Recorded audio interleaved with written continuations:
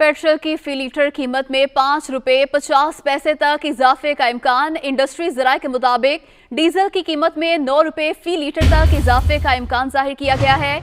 बैनुल अक़वामी सतह पर खाम तेल की कीमत 7 साल की बुलंद तरीन सतह पर पहुंच गई। आलमी मंडी में खाम तेल के निर्ख $1.5 इजाफे से $90 फी बैरल की सतह को छू गए। इसी पर बात करेंगे नुमाइंदा दुनिया न्यूज़ हमाद आलम हमारे साथ मौजूद हैं। जी हमाद, बताइएगा इस हवाले से।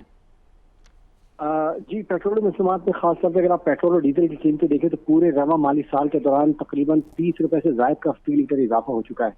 और इसकी वजह यह है कि एक तो हमारा रुपए के मुकाबले डॉलर जो है वो कमजोर हुआ है, हमारा रुपया, और उसके साथ साथ बैनुल अक़वामी सतह पर खाम तेल की कीमतें बढ़ी हैं।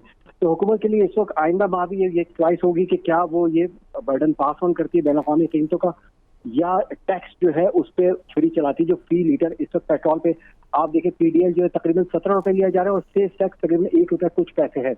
तो हुकूमत या तो इसके पास ये और फिस्कल डेफिसिट को देखते हुए बहुत कम चॉइस रह जाती है कि वो इस बर्डन को पास ऑन जो है करे अवाम पर, और बिल और खास तौर पर पेट्रोल और डीजल की कीमतों को बढ़ाए।